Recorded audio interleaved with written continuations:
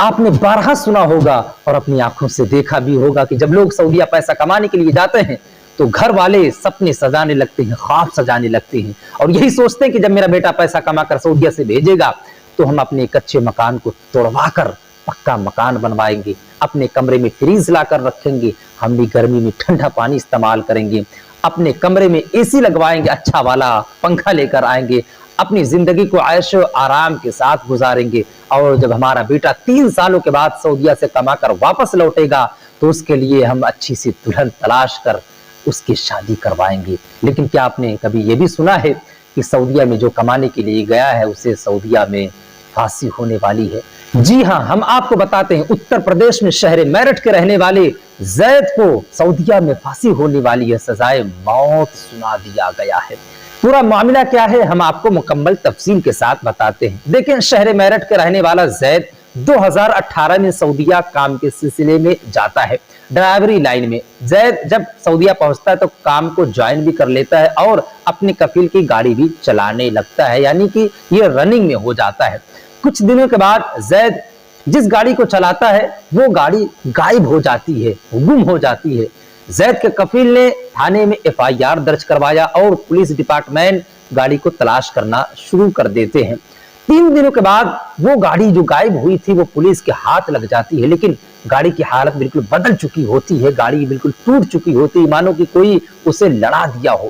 جب زید کے کفیل نے اس گاڑی کی حالت کو دیکھا تو غصہ ہو گیا اور فوراً زید کے خلاف جا کر اس نے عدالت میں مقدمہ درج کر دیا کہ جو میرے گاڑی کا نقصان ہوا ہے اس کی بھرپائی زید کرے۔ اب زید جو ہے پریشان ہو جاتا ہے، لاچار ہو جاتا ہے، زید کی پہلی والی نوکری چلی جاتی ہے۔ اب زید سعودیہ میں در در بھٹکنے لگتا ہے۔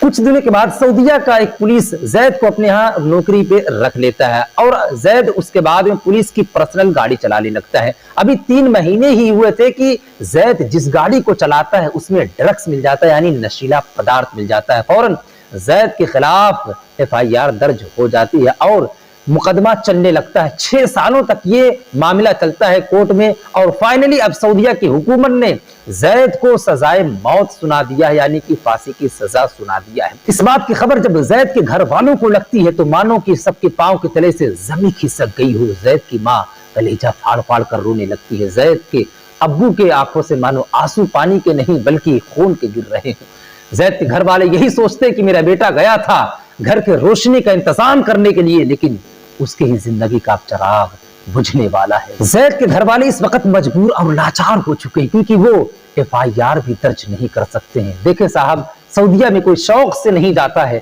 قطر میں کمانے کے لیے کوئی شوق سے نہیں جاتا، بلکہ یہ حالات کے مارے ہوئے ہوتے ہیں۔